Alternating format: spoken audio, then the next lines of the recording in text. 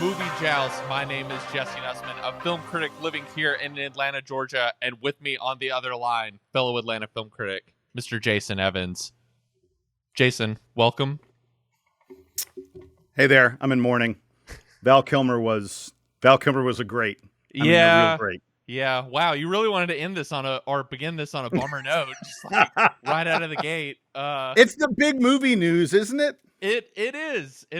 Unless you count the whatever is going on with this Tarantino Fincher project that's going on at Netflix, which is let's put a pin in that. But let's first pull out our 40s and pour one out for Mr. Val Kilmer, who I'll just begin with like my relationship to Val Kilmer. I mean, just like someone who is such an integral part of so many iconic movies from the 80s and 90s, but someone who I think of as kind of a contradiction. Like, he wanted to be this kind of like very intense method actor, but yet Hollywood viewed him as this kind of like matinee idol popcorn guy. And that kind of created this like weird like push and pull dynamic with his career. What does Val Kilmer mean to you? Because you're a little bit old. You're obviously a lot older than I am. So like you kind of saw him rise and fall in real time. You have to understand that this guy grew into consciousness with me. I mean, like I grew aware of him as a result of Top Secret, which was, if folks haven't seen it, it's sort of like Airplane except with spies. It's just this silly, ridiculous 50 jokes a minute spy thriller kind of thing. No, thriller is wrong. It's not a thriller at all, I shouldn't say. It's a comedy. It's 100% a comedy. And so he was this comedic actor in this just weird comedy film. And then he was a comedic actor in a film called Real Genius that not a lot of people have seen, but that I really enjoyed. And so I was like, oh, this guy's really good looking and super funny. And then out of nowhere, he starts like he did The Doors and he did Top Gun. And you were just like, oh no, and Tombstone. And you were like, oh, this dude is just like an off the charts great actor. And that's what he was for the rest of his career, at least in my mind. And to me, the fact that he went out with Top Gun Maverick with that, a scene where he functionally doesn't speak, but he conveys so much. And so much of our relationship with him over the decades is wrapped up in our feelings. I think most people, upon seeing that movie, knew that he was suffering from throat cancer, probably that Val Kilmer didn't have a lot of time left, that his days as a matinee idol, are completely gone, both because of his age and because of the disease. But to see there were people who legitimately said that should be in Best Supporting Actor consideration. Yeah, and I don't disagree. I remember it being both times I saw that movie in the theater, like you could hear like a pin drop in the theater of like a very like solemn, very like emotional, moving moment. I probably first saw Val Kilmer, since I'm like a 90s kid, was introduced through Batman Forever, which is weird because that's not a good movie. It's not a good movie. It's not. And like, I'm curious, did you ever see the documentary about him that came out during the pandemic that was like all compiled with like behind the scenes recordings and video diaries that he had made his whole life? And it was called Val. It was just called Val, right? Yeah. And that was such a fascinating look into that kind of push and pull of like what the industry wanted him to be versus what he wanted to be. And kind of, I bring up Batman of like, that was the movie that introduced me to him. But yet in that documentary, he's pretty upfront of like, I had a miserable time making that, and that like was not the kind of movie I wanted to do. And then, as I got older, seeing him he's such an integral part of like Top Gun, even though he's maybe like the fourth biggest character in that movie. He's an integral part of Heat, even though I would say he is the kind of third person on that hierarchy behind De Niro and Pacino. He's great in Tombstone, even though he's playing like he is the scene-stealing role in Tombstone, even though that's a Kurt Russell vehicle. So like all my favorite little Kilmer parts are him all just kind of coming in and giving a little pizzazz. I even love him in, if no one's ever seen Kiss Kiss Bang Bang, I was just gonna say Kiss Kiss Bang Bang, the like insanely underrated Shane Black comedy that is like one of Robert Downey Jr.'s kind of comeback vehicles, and Kilmer is just so much fun as this like gay private detective that is just like having to babysit Robert Downey Jr. the entire time, and is so funny and is so like just light on his feet in a way that I feel like you rarely got to see him play on screen. And then you have The Doors, which is one of his masterpiece. That is his masterpiece. I mean, one of the great, just like the epitome of like a magnificent performance inside a totally shit movie. Like I hate that movie so much, but it's weird. It's weird. It doesn't know what it's doing. It's like there's that quote in Almost Famous that Philip Seymour Hoffman has where he says Jim Morrison was a drunken buffoon who thinks he's a poet.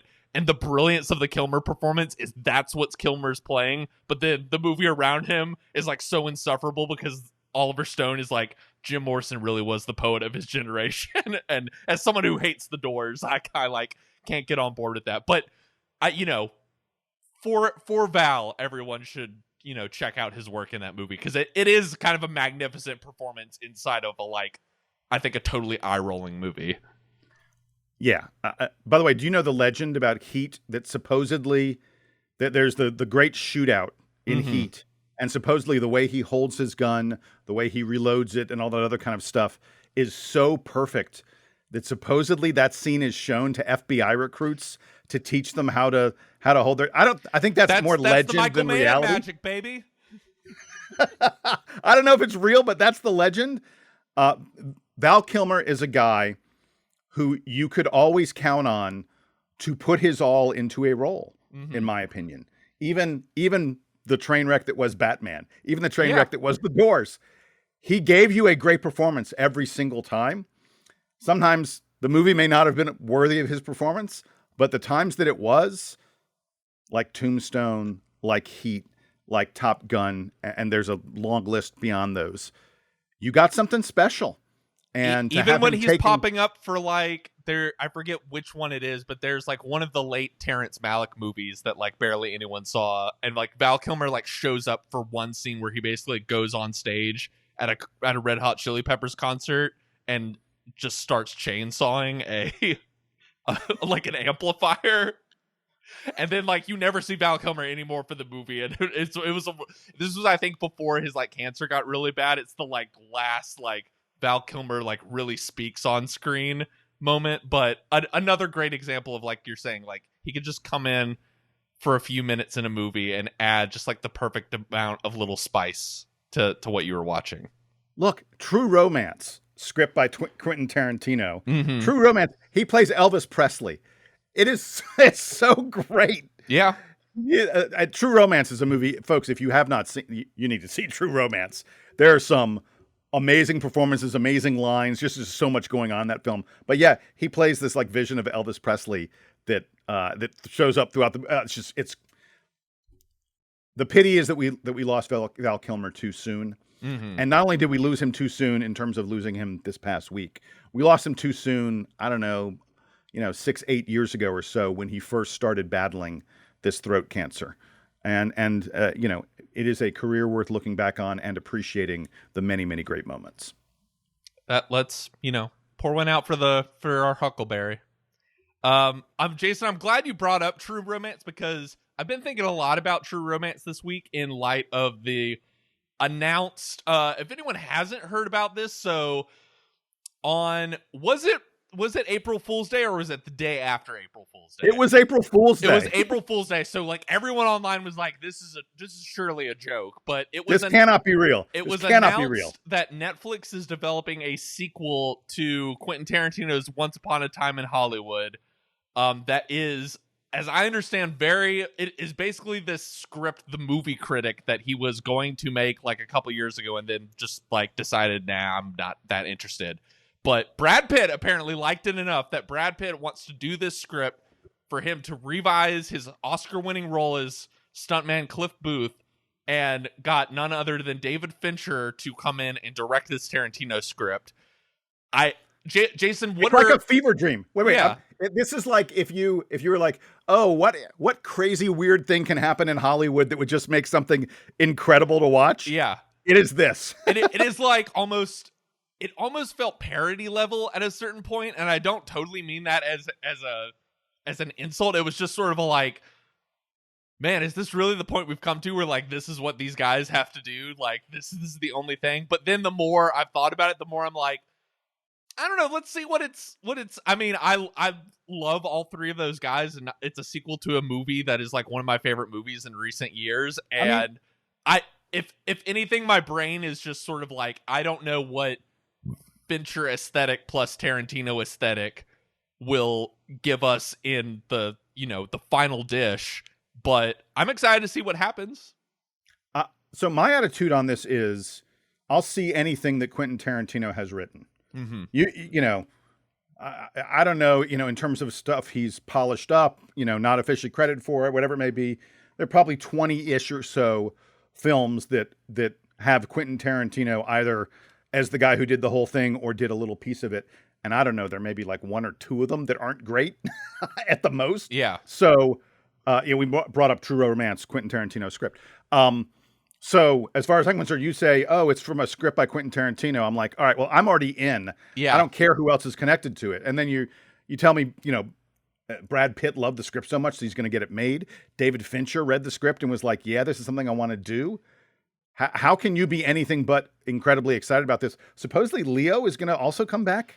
I would be shocked if he does not, just because the bond between those two men in that movie is such an integral part. And I mean, the True Romance comparison is, I think, helpful just because that's like that's not my favorite Tarantino script, but it is like Tarantino funneled through someone else who has a very distinctive style. Like Tony Scott, it both feels like a Tarantino movie and a Tony Scott movie. Oh, totally. With the especially like the shootout scene. Yeah. So Tony Scott, and Tony Scott is a very different stylist than Tarantino is. So like that's part of my curiosity is like the Fincher aesthetic is so different than the Tarantino aesthetic, and what happens when you put both those ingredients in a blender? Who knows what we're going to get out of it? Well, and Tarantino has said we're only going to get one more movie. He's only going to direct one more movie, and he's trying to find just the right project and everything like that. Okay, well, if we're only going to get one more directed by, then can I please get several more written by? Sure. Yeah. So in my opinion, and Netflix will throw enough money at it that it'll look great. I've got no problem with this whatsoever. And in fact, like you, when I saw it on April Fool's Day, I was like, this is too good to be true. Right. So to find out that it's true, like, hey, yes, an April Fool's joke that comes true and is fabulous, sign me up. My only bit of hesitation is the Netflix of it all, and it just being like, I don't want this to be the thing like, when they, teamed up with Ryan, when they courted Ryan Johnson and were like, we want you to do more Knives Out movies for us. And then they were like, but we don't really want to put them in theaters. Like that'll, I hope to God they don't do that. But that is like the one thing in the back of my head, be like, you're creating like an irresistible, like salivating dish for us to consume. And then you're just going to like, I can't imagine like not getting to, I mean, we're critics, we'll get to see it in a theater, but like so much of the fun of seeing, I don't know. It's just a little deflating that it, with the same thing of like the Knives Out movies are always like, this would be great in a theater, but like Netflix doesn't want to, go through the effort. And like, I guarantee you a sequel to Once Upon a Time in Hollywood that was a hit, a huge hit with, screenplay by Tarantino, directed by David Fincher, Brad Pitt at the center, like that would be a hit. But, does Netflix want to, go through the effort? Here's my feeling on it. That's a film that is sure to be an awards contender, at least, under consideration. Netflix wants Oscars. They know that the prestige of Oscars matters. I mean, we saw with the amount of money they invested in Emilia Perez this year. I think they also see that there are a lot of people out there who feel the way you do. Netflix is bad for theaters. I think that Netflix probably is going to try to get, if they really think we've got an awards contender, let's get it in theaters. Let's take that monkey off the back of this film so that people aren't like, I'm not supporting it because it wasn't really in theaters. My bet is Netflix's awards campaign folks will be like, no. We need to really give this a theatrical release if we want it to win awards, because I think that's one of the things that has held Netflix back in the past. Well, here's hoping to that. Jason, our main conversation today is going to be about Warfare, the sort of new movie from Alex Garland, though I would say it's really more of a movie from this guy, Ray Mendoza, who is like a military consultant on several Hollywood movies, including Garland's last film, Civil War. And the story that I've kind of understood is like him and Garland were just sort of talking, shooting the shit on Civil War. And Mendoza told him about this, dream project he wanted to do. Basically wanted to make a movie about this real life battle that he was caught up in when he was serving in Iraq. And one of his fellow troops was unconscious throughout most of that battle, and to sort of like recreate the experience of saving this other guy so as to sort of like bring it back and show him like, hey, this is what we, went through to bring you home. And Garland loving that idea and being like, I'm going to help you get this to the screen. And so they're both listed as co-directors. The film stars, I would say, pretty much like every British boy in Hollywood. Like, yeah, if you're a young actor and you're in the UK, you're probably in this movie. Yeah, Joseph Quinn, Will Poulter, Michael Gandolfini are probably the three biggest names, but there's several other. And to be clear, this is not a movie about the characters. I barely knew the name of any of the characters. This is a gritty, real, visceral, brutal, intense film that screams war is hell for everyone to hear. It's not interested in the narrative. It's not interested in a plot. It is interested in, it's very stripped down. It's just interested in like putting you in this moment, 2 hours inside of a dogfight and being like, okay, how are you going to get out of here alive? Yeah. And it is, I want to be clear. I don't think this film is for everyone. No, definitely not. Yeah. It's one that I'm kind of glad that, we saw this a few weeks ago, and even now as we're recording, it's a few weeks out from release. I'm kind of glad that this wasn't a situation where we had like immediately had to jump in and like record a pod for it. Because by the way, it gets released on Friday the 11th. Okay, so a week roughly.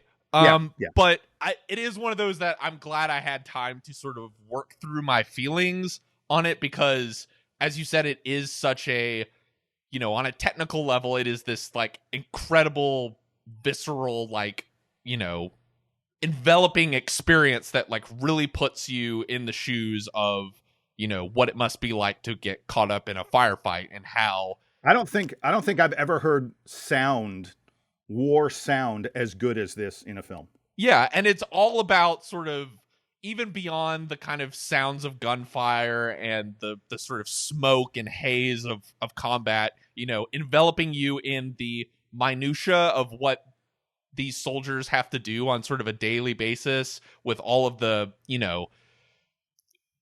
checking out different buildings and having to kind of like do cross checks. I'm sure there's some sort of like army vet that's going to be like, you're explaining this all wrong, but I'm not. I only had a parent that was in the military. I can't explain it. But it is this sort of like, as you said, it is putting you in the shoes of this experience. Though walking out, I don't know, I've been wrestling with both respecting this movie a lot and feeling like, it's obviously very well made, and there obviously is this very personal behind the scenes story for the movie. We were lucky enough to listen to Ray kind of explain a lot of the decision making behind why he chose to portray certain things the way he did in this movie and what the project sort of means to him.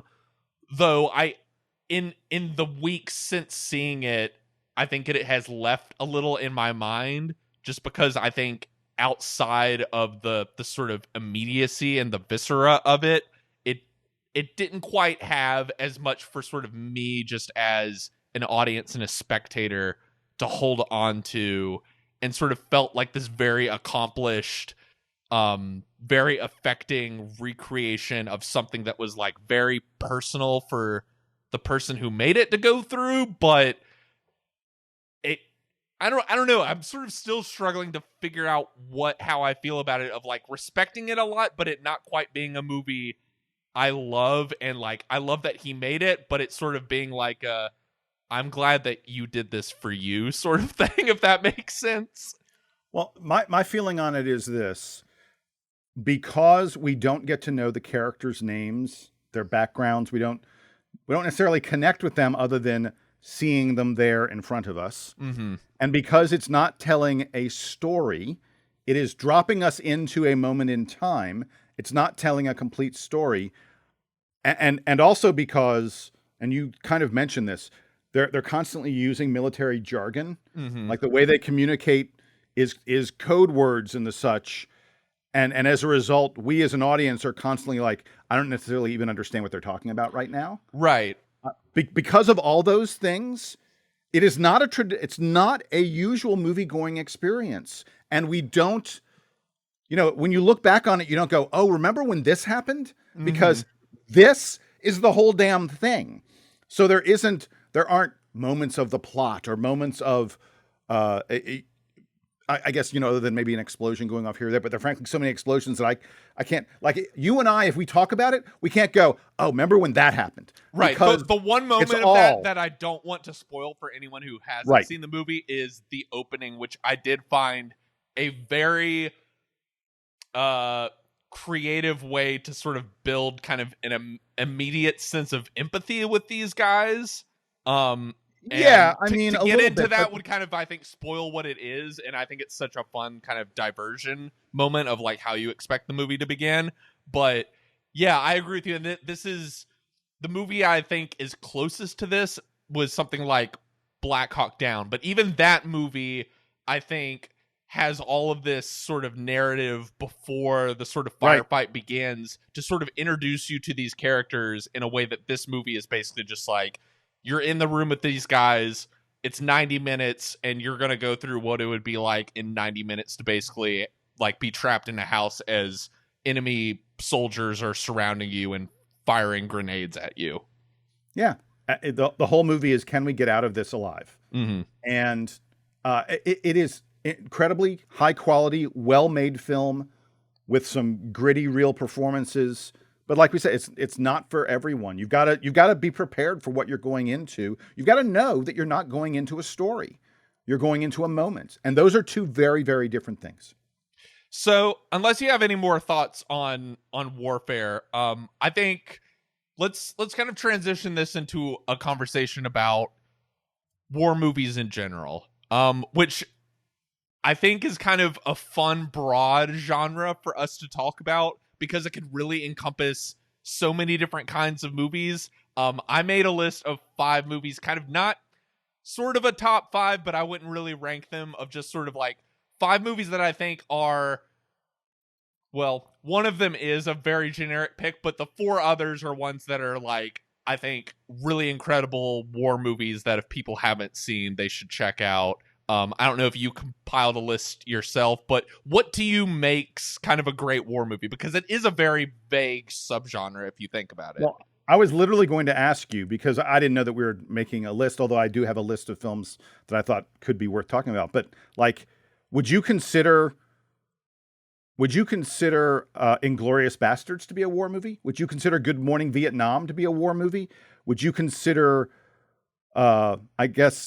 Braveheart or 300? Are those? I think all of those are war movies. I agree. Yeah. But I mean, we run such a just by listing those. Yeah. You run such a gamut. There's so much to pull from and so different. Yeah. I mean, like the test I always use for that is like, is MASH a war movie? And it's like, well, MASH is a comedy, but it's a comedy that is very much about war and about kind of the effect that seeing all of that violence on a day-to-day basis has on people and how people cope with that. But it's like a raunchy, like Animal House comedy, basically. Yeah, MASH and Good Morning Vietnam are both very, very funny movies that also have very serious stuff going on inside of them. So yeah, I mean, you got a few of them there from me. I don't know if you want like a full list or anything like that, but I Well, mean, one my thing list I is will say is like, is there anything in particular that for you like sets apart your favorite war movies from maybe other stuff? Like what to you is kind of the secret sauce that to you, Jason, speaks to you as a great war movie? the characters cannot take a backseat to the action. Like my the two war movies that you say, oh, what's the best? Mm-hmm. My two that are at the top of my list are Saving Private Ryan and Glory, Mm-hmm. and both of those films have characters that stick in your head forever, that you care about deeply when some of them suffer tragedy, and there's a lot of tragedy in that film. There are tears pouring down your cheeks, not because of the action, but because of the characters and our connection to them. So that to me is what makes a great war movie. Yeah, for me, I think the characters are obviously important, and then I think for me, kind of in choosing the films that I wanted to bring up, I think it was something about the movie itself kind of makes me sort of contemplate like what it would be like to go through that situation, and maybe even kind of like reframe my thinking about a certain conflict throughout history or something like that, or even like what the experience of going through a battle would be like. Kind of a vague way of describing it, but those are the experiences that's, like one that the most basic one that I kind of put on my list is Apocalypse Now, which is, Of course, yeah. an insane movie. One of those movies that every time I've rewatched it, it's good. Apocalypse Now is one of the greatest movies ever made. And then whenever I rewatch it, it's like, oh my God, I forgot really just like how good and how crazy and how upsetting and like disorienting that movie is, and how it just keeps building and building and building and becoming more abstract and bizarre and crazy, and almost like puts you as a viewer into that mind of like, I am becoming more unhinged and more crazy as the movie goes on, and as it feels more, removed from reality, removed from what we would think of as a Vietnam War movie, it somehow gets closer to the truth of what going through that must feel like, and how surreal and crazy and it almost feeling like you're caught in this like bizarre nightmare scape must feel like. And so those are the kinds of experiences that I think when I'm watching a war movie hold on to me more than say like, the Black Hawk Downs of the world, which incredibly well-made movie, but a movie I watched was like, No. that's a really well-made reenactment of a terrible thing that happened. So my Apocalypse Now hot take is it's a way better movie until Marlon Brando, Colonel Kurtz shows What up. a take! You don't like the Yeah. Kurt stuff? I think it just gets it gets pretty damn trippy at that point. Yeah, that's fair. And and some of the performances are, I don't know that Dennis Hopper's performance is so weird. It is, and yet that the like how weird Dennis Hopper clearly looking like he took like one too many edibles before like the camera started rolling. And Only then, one. And then Brando, who like it's been well documented at this point, was just like phoning it in, and like Coppola was having to like read him lines and to like and pulled up cue cards for him. But yet to me that adds kind of like what you're saying, like the thing that sort of frustrates you a little bit about it in that half, just to me sort of like it adds to the experience of like, why are all these people behaving this way? What is like with these like native people that are worshiping Marlon Brando? Like, where are we? Are we even in Vietnam at this point? Like, what's going to happen after this? Like, he kills Kurtz. What's going to happen next? Do we just like go back home? How can we go back home? Like, all of that is, I think, like kind of what makes that movie, stand out in my mind so much. Again, my hot take is I enjoy it more prior to all that stuff happening. But it's a great film, no question about it. So what are some others that you would put on your list, or that you would love to talk about and shout out for people? I mean, I'm ashamed to say it because he's so problematic, but Braveheart is a hell of a war movie. It's just an incredible war movie. And you know, I talked about characters earlier. How many of the guys fighting alongside Mel Gibson do you just completely connect with in that movie? Do you root for and the battle scenes in Braveheart? Come The on. man knows how to stage a battle scene. Man, it is off the charts good. So yeah, I mean, like Braveheart. I already mentioned Good Morning Vietnam, Saving Private Ryan, Glory. If I'm making my top five, those four are in my top five, and I don't know what. I mean, I guess maybe Inglorious Bastards, The Bridge over the River Kwai, The Great Escape. Yeah. Those are all Great Escape. By the way, I mean, talking older movie, Bridge over River Kwai and Great Escape, older movies. People who have not seen them, The Great Escape is just so much fun. You know, you bring up Bridge over the River Kwai. I saw that once as a kid with my dad. Mhm. But then I hadn't, and I remember liking it, but I had forgotten a lot of like what happened in it. But and then I rewatched it about like 6 months ago, and was like, holy cow, this movie is incredible. Like, Yeah, yeah. David Lean's other like masterpiece epic that's just sort of like, or as much as I love Lawrence of Arabia, was like, I think we need to give Bridge over the River Kwai a little bit more of its due, because this is like arguably just as good. The ending of that movie is unbelievable. Mm-hmm. Yeah, I look. I've been seeing. You saw it 6 months ago. It's been many years for me. It's just not something that comes up and gets rewatched by me very much. But when I was compiling my lists, I think that might have been the first one I wrote down. Yeah. I think I did Saving Private Ryan, then I went Bridge over River Kwai. You know, like so, Yeah. yeah. So some of the ones that I wrote down on my list, I'm curious if you've seen any of these. You mentioned Saving Private Ryan. I think I'm a huge fan of The Thin Red Line, the Terrence Malick movie, which is I think just like one of the most moving things I've ever seen. That's another one I rewatched like a few months back, and Yeah, I mean, that could have been my list easily. Was in tears, and is such a bizarre movie because it doesn't really have a narrative, and it's jumping around between so many different characters. And there's the infamous story about how like Adrian Brody was originally supposed to be the lead of the movie, but then he got like totally cut out. Or I think there's like a couple like cutaway shots to him, but he has no lines in the movie.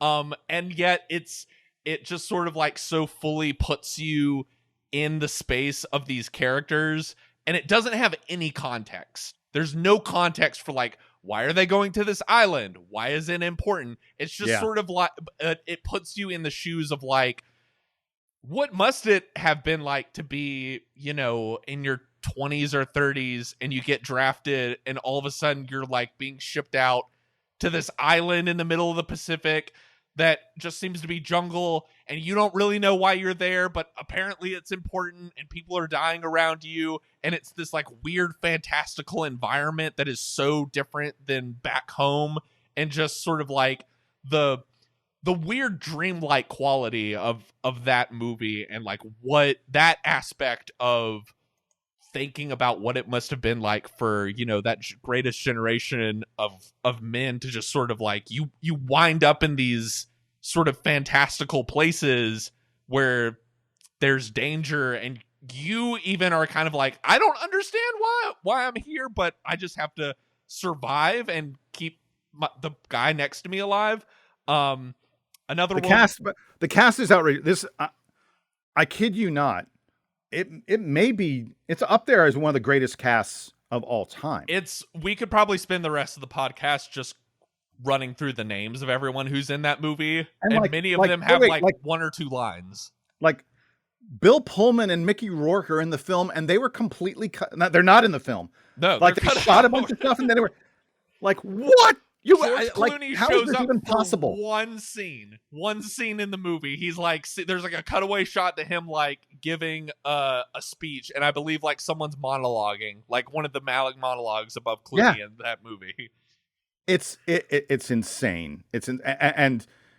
Look, anytime you can get star power like that on the screen, Sean Penn, George Clooney. I think my favorite Nick Nolte performance is him in that movie. Yeah, just on and on. John Travolta's in it. Like, it's an insane cast.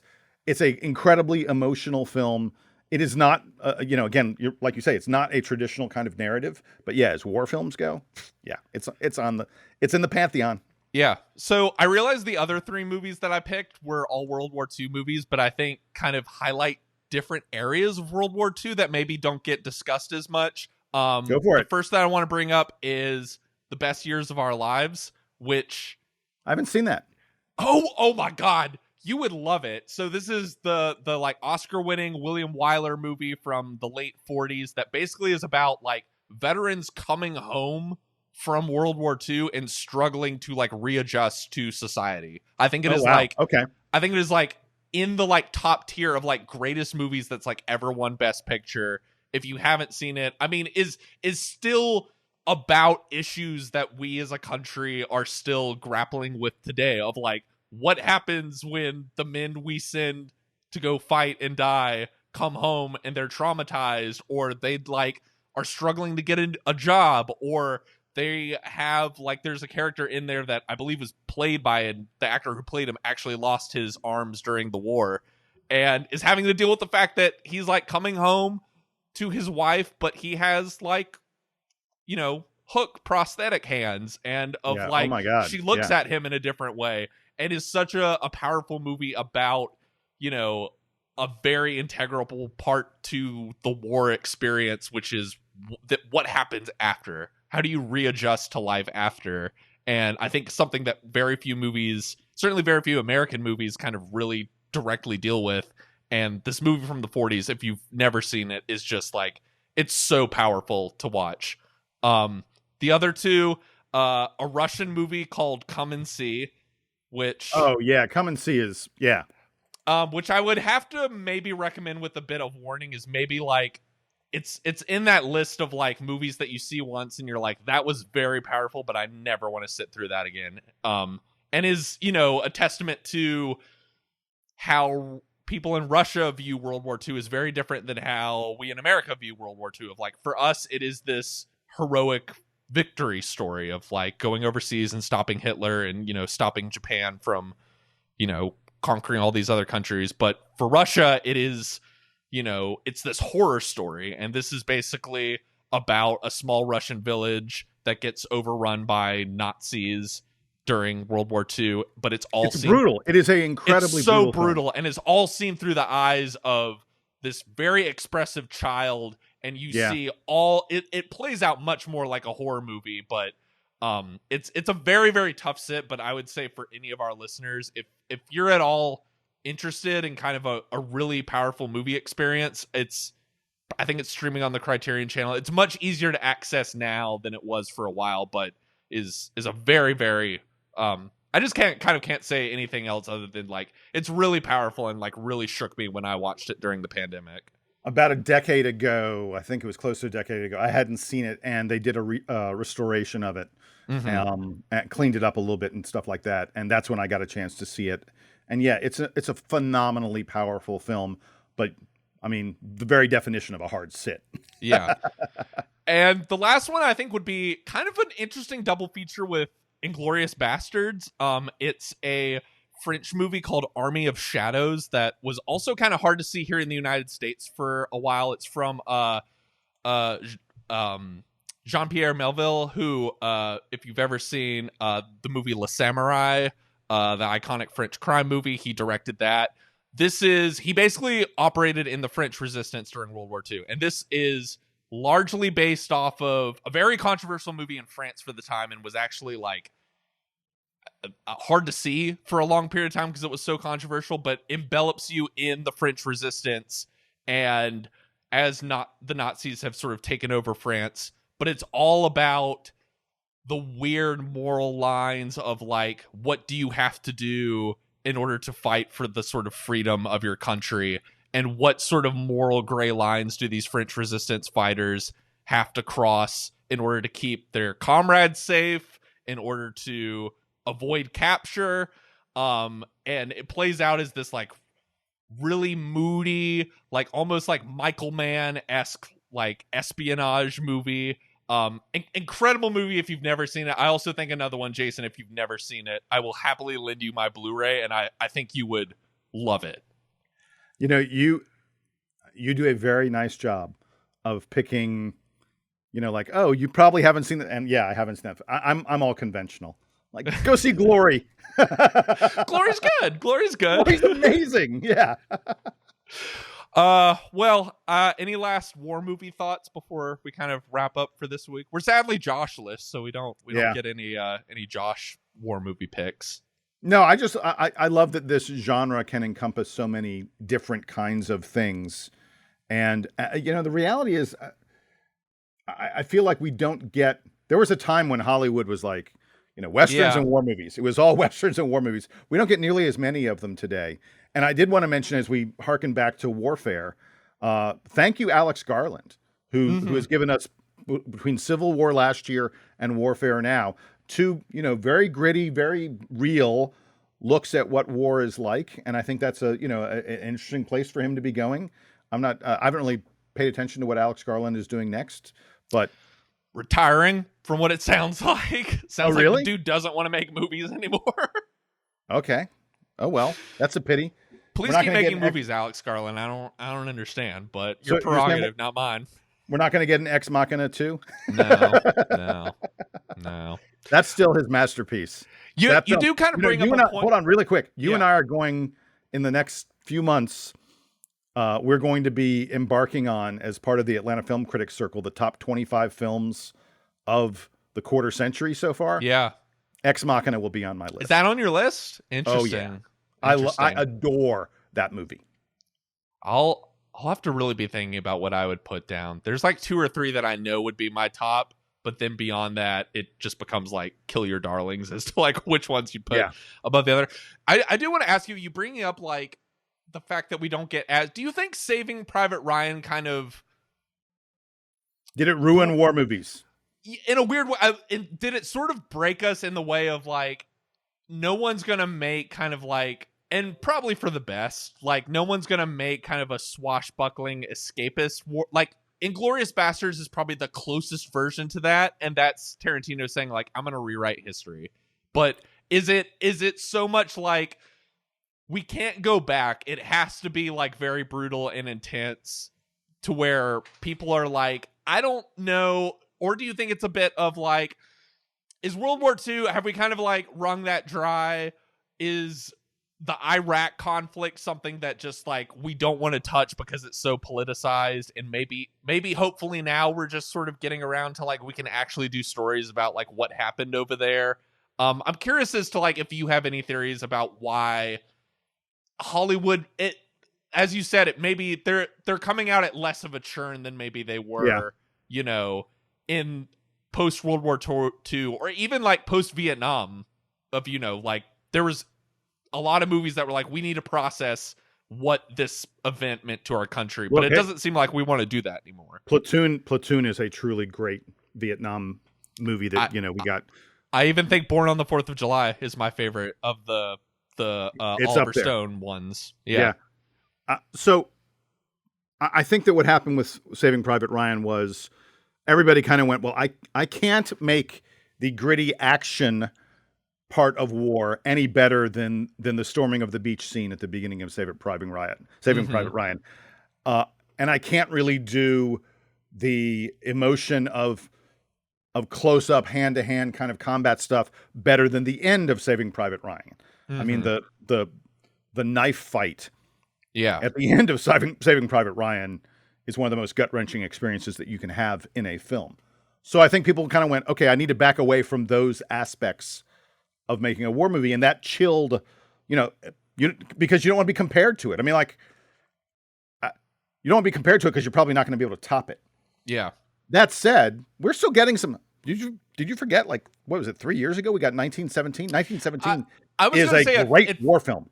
It feels like if Hollywood's going to make them now, they either need to be like 1917 or Dunkirk, to the point of like there's some sort of like it's almost a gimmick. It's kind of a gimmick thing. Yeah, there's like a filmmaking feat in making them. Yeah. Or it needs to be something kind of like, I mean, I think Warfare is a better movie than American Sniper, but it needs to almost be this kind of like, this is a sort of like respectful honoring of like almost the movie equivalent of like salute our troops sort of thing. And I don't mean that in kind of a crass way, but of like, that seems to be the two avenues that can get one made and sort of out in the mainstream public. Is it either needs to be a big filmmaker doing, this was a huge endeavor to put this together, or it has to be like, this is based off of like someone's experience, or is,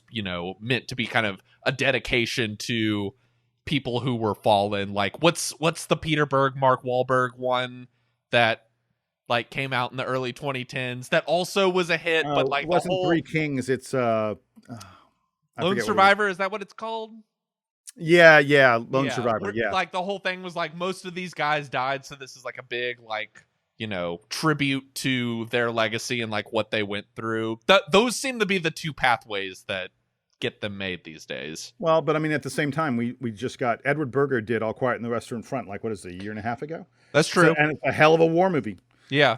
I think we will never, divorce ourselves from this topic, because it is inherently the battle between two people for survival, or more than two people, obviously, for survival. And that is a visceral place to have a story. And in many, many cases, you don't hate the other guy, the guy who's pointing a gun at you.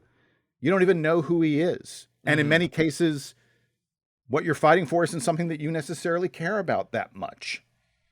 You've been ordered there. Right. Or you feel it's your duty to be there, or something like that. And those are very, very ripe grounds for telling stories. So we're never going to get rid of this genre, and thank God we're not, because we've gotten some truly amazing moments. And I guess the thing about it and Warfare does this effectively, the thing about it that's so interesting to those of us in the movie-going public is, I've never experienced anything like this. No.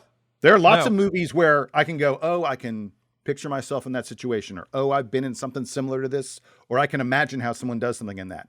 With war movies, that kind of goes out the window for the most part. My whole experience watching Warfare was basically like, if I was over there, I'd be having an anxiety attack at every single second. I'd be wetting myself. Yes. Right. Nonstop. Exactly. Well, with Jason, that, I think emasculating ourselves is a perfect way to end this episode. In the coming weeks, we'll probably be talking about, we got new Ryan Coogler movie with Michael B. Jordan coming out. What other April stuff we got coming out? I know there's a Cronenberg movie coming out. I think we should do a Cronenberg episode. Woo, that'd be fun. I'm on board. All right. Well, we'll keep you guys posted, and be sure to like, review, and subscribe. And catch you all next time.